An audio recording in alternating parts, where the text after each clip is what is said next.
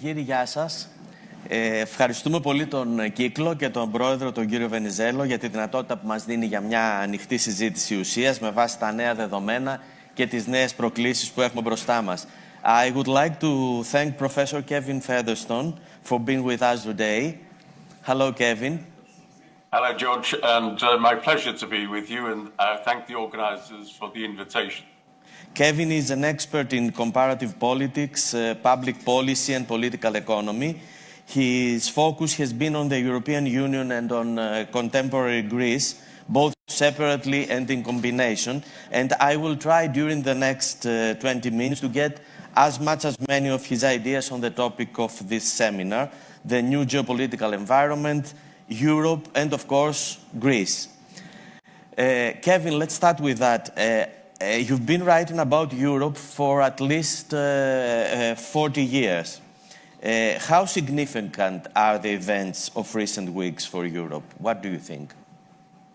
Well, I think as others have perhaps said, rather like Lenin, we talk about decades happening in weeks at the moment. There are tremendous changes occurring, changes which change 75 years of the post-1945 era. And I think at the moment, it would be difficult to talk about a West in any kind of coherent sense, that is in political and military matters. What kind of unity do we have in the West at the moment? Vice President J.D. Vance at the Munich Security Conference himself raised the question, what values today unite Europe with the United States? And this is a tremendous change for us. The West fought the Cold War, believing it was in some kind of moral crusade. And then after the collapse of communism, we believed the rest of the world would share our agenda. We had won. Well, now we have Trump pursuing a very transactional policy, a very mercantilist approach. Everything is about deals. And they're also very willing to prioritize uncertainty as a strategic tool. This makes it very difficult for allies. We've seen Trump's comments on Canada, yes, and for others. It makes it very difficult for Western allies to follow the Trump lead, because we're not quite sure where it's going. And if I could just add one final point. Was that a surprise for you or not? Yes, and I think academics are wonderful at saying that after the event everything was predictable, but I think it was the extremity, the radical nature of the Trump agenda has been more than we would have expected. His comments about Mexico, Greenland, Canada, etc., are, I think, at the outer limits of what we might have expected. So, how do you see the Trump effect on Europe playing out? Well, I think there are many impacts from him, is creating a new narrative about Europe, a narrative based in terms of security politics. Britain and France, for example, are moving much, much closer together. Macron and Starmer have collaborated very closely. And I think with some effects, Britain and France have clearly influenced Zelensky after the disastrous White House meeting, influencing Zelensky in terms of projecting his willingness to do a ceasefire in Riyadh. But there are risks here for both Britain and France, depending on how Trump proceeds. But yes, we can look in terms of the Trump effect in Europe Trump is changing German foreign policy dramatically with the new German chancellor promoting a major new fund, 500 billion euros, ending the debt brake. This is creating a much greater German military capacity. This is a huge shift, as someone was saying. It's Trump moving history along at a very rapid pace.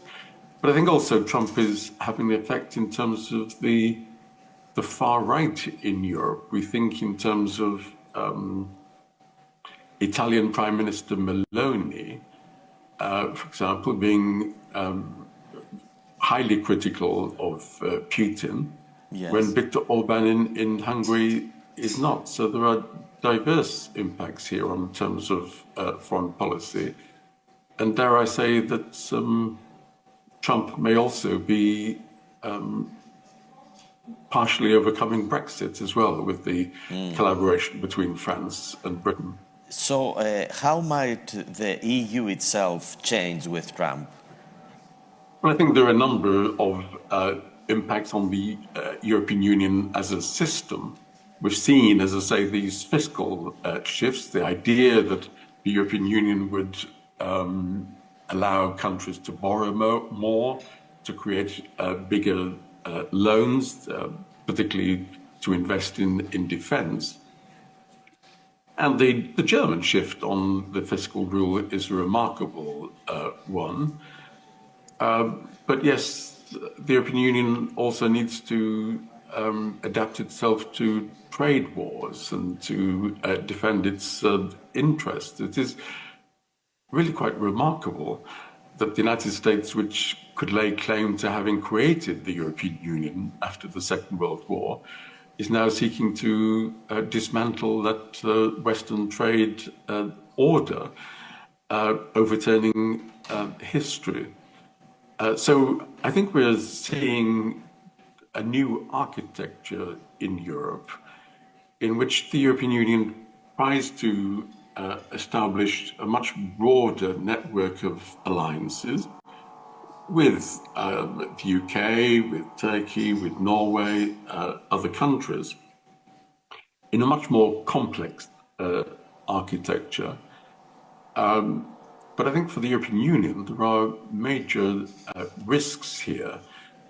If we can't rely on Trump and we're in the world of spheres of influence, allowing Putin a sphere of influence, well, what about the European Union's own sphere of influence?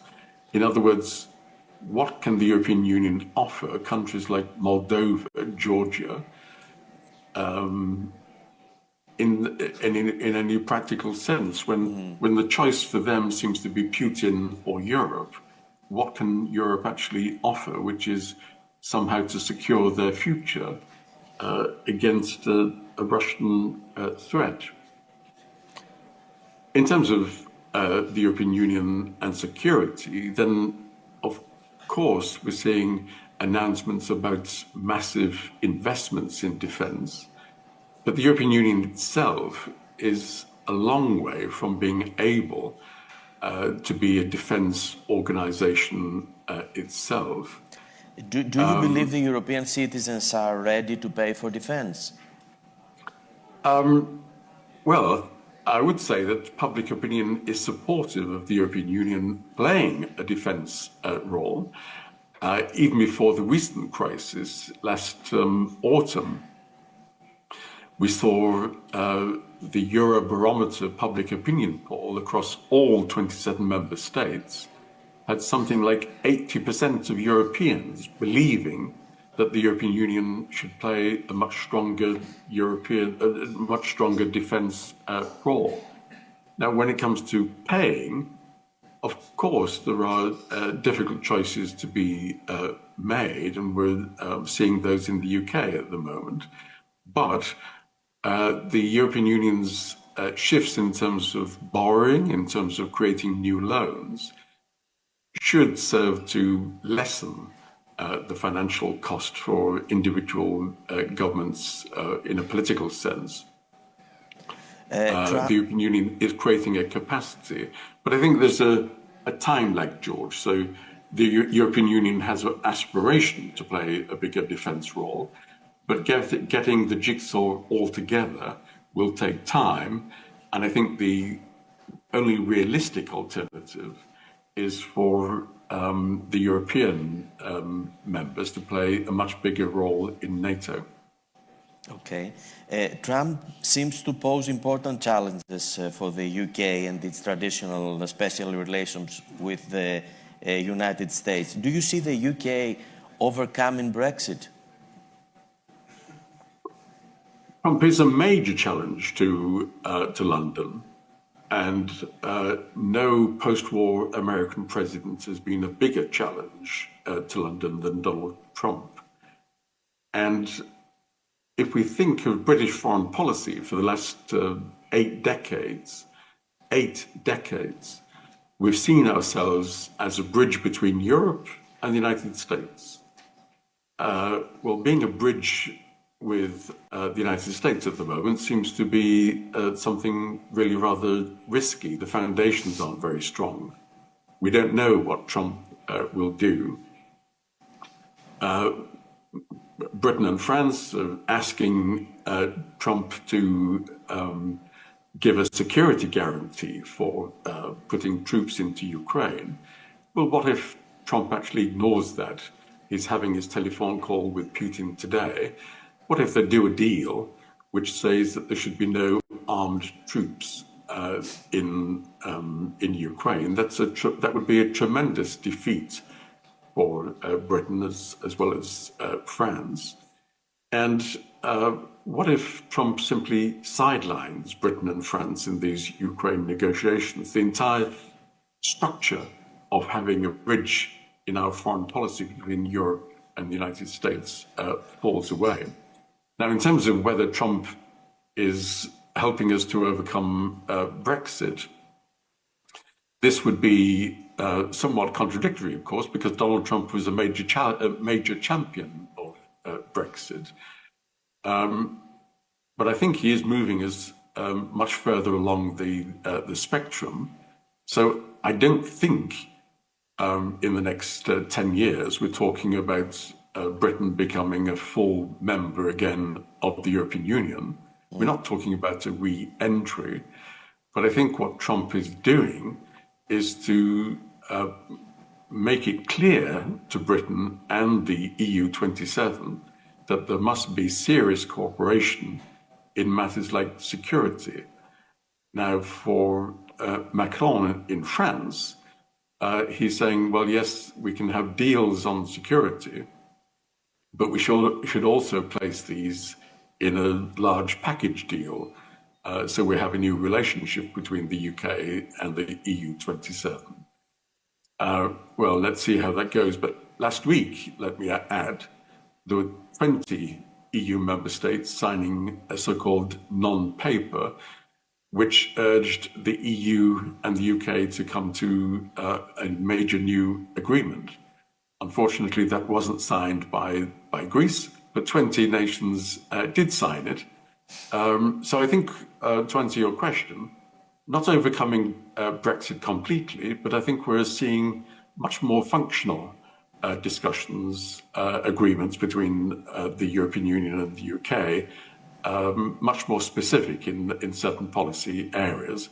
And this in itself would be a major advance on recent years. Okay. You said earlier that the European Union is searching for new allies. And I wanted to ask you this. Canada evidently doesn't want to become a state of America, as Trump says. Could it become a member of the European Union? You may have seen in the last few days an opinion poll in Canada which showed a large majority favouring membership of the European Union. I think that's not on the cards in any kind of official, formal sense. But clearly, whilst there is a Trump policy from the United States, both the European Union and Canada have shared interests in moving close together. We have the free trade agreement with Canada, which is a pretty advanced trading agreement. But I think we're going to see in political and military matters a much closer coordination. We both have an interest in collaboration in reaction to Trump's America. Okay. So let's move to Greece now. What does this new Europe mean for Greece? What do you think? The more Europe talks about a security system, the more Europe is creating a structure which is based on the big players. And in security terms, you're talking of Britain and France, hence the impact on Brexit. But a security system is not a system of equals. There's a hierarchy. And for the smaller member states, such as Greece, there is a strategic risk, I think, of being sidelined, of being left on the periphery.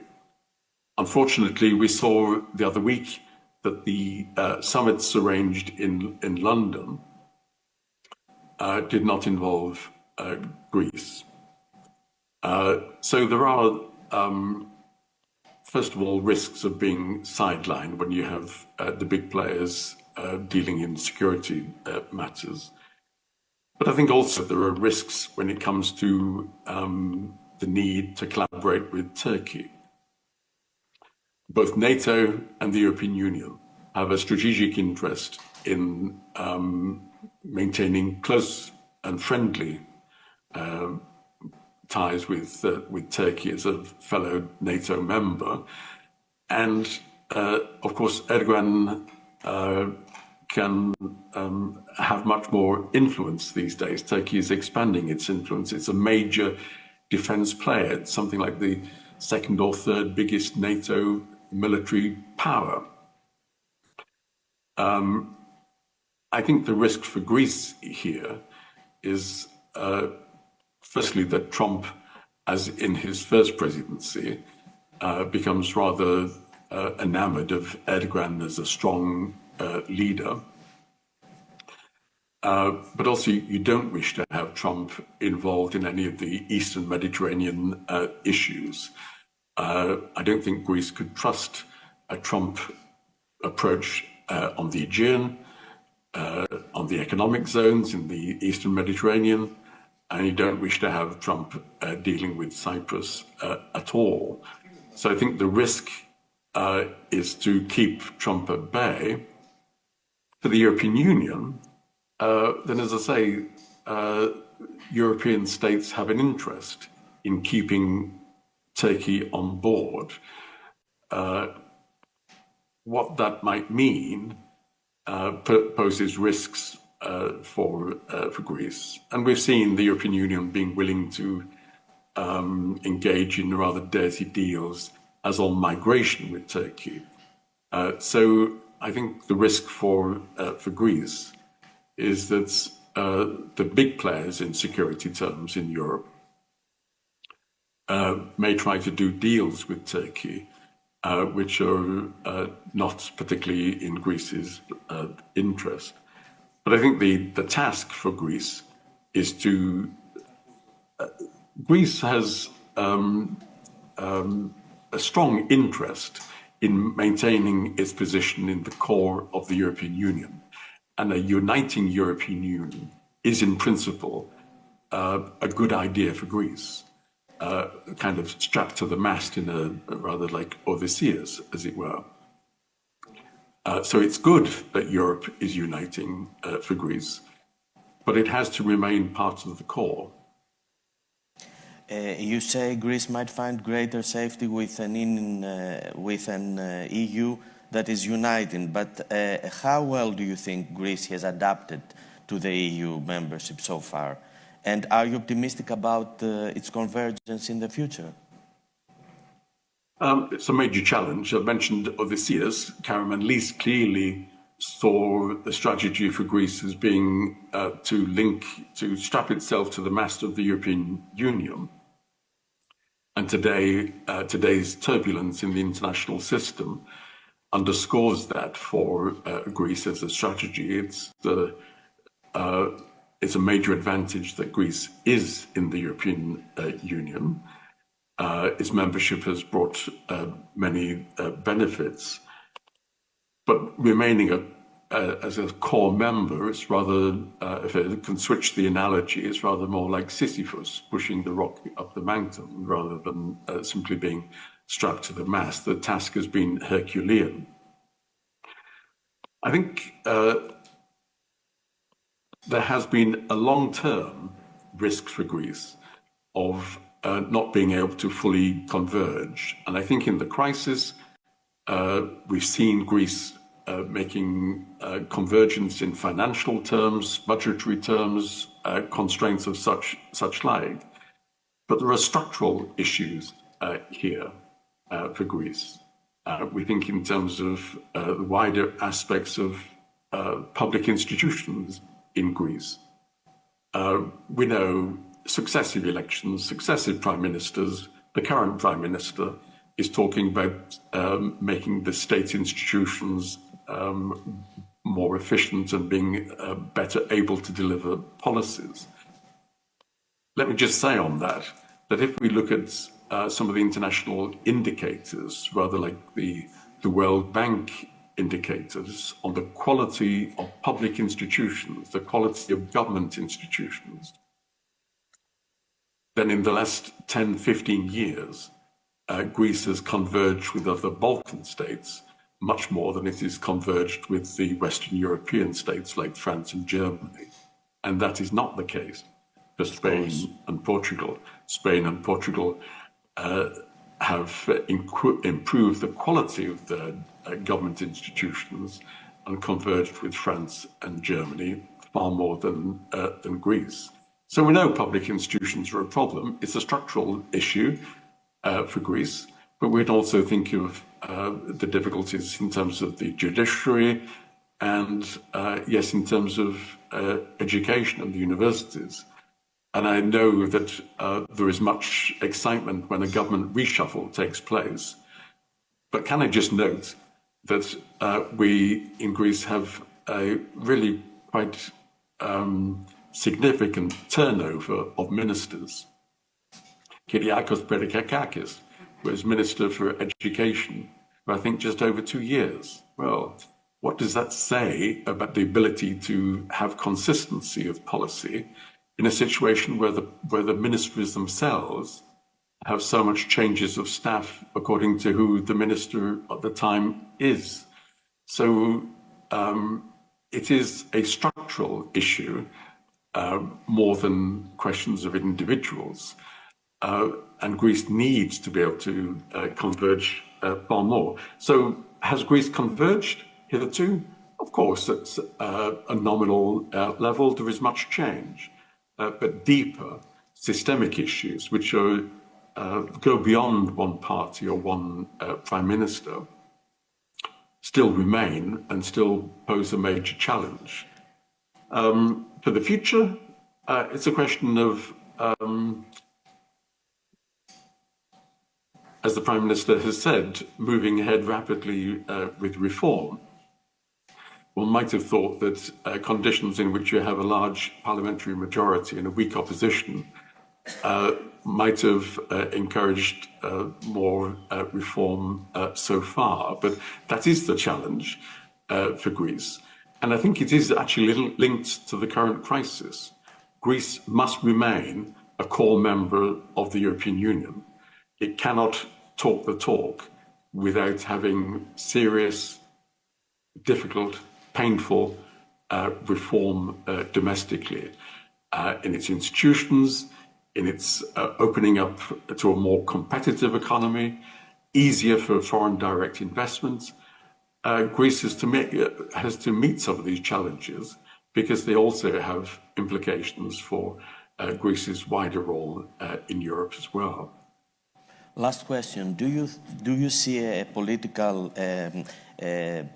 stability in the country, or you see a threat on the political stability, mainly in terms of doing justice? This is a big problem now in Greece. Yeah. And there are questions here about accountability.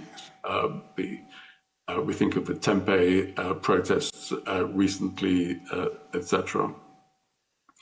Clearly, there is a challenge here in terms of a disconnect between the public opinion seeking accountability for various actions and public institutions and the governments which seem to be the same old repetition, unresponsive, and no one actually carrying the blame. These issues are not unique to Greece. I could draw parallels in the UK. We're in a historical period in which the public expects accountability, and systems are struggling to enable it. In the Greek case, there are endemic long-term issues about the slowness, unresponsiveness of the judiciary, and they go beyond the present period. In terms of political stability, I think we ought to place this in some perspective. Greece has just come through the mother of all economic crises and has remained politically stable. It is a system which is fundamentally robust. Do its institutions need to be more adaptive, more responsive, quicker, more efficient? Yes. But in terms of a kind of basic political stability, I think Greece should be rather more optimistic about itself. Okay. Thank you very much, Kevin, for this conversation. Thank you. Thank you very much indeed. I enjoyed it. Thank you.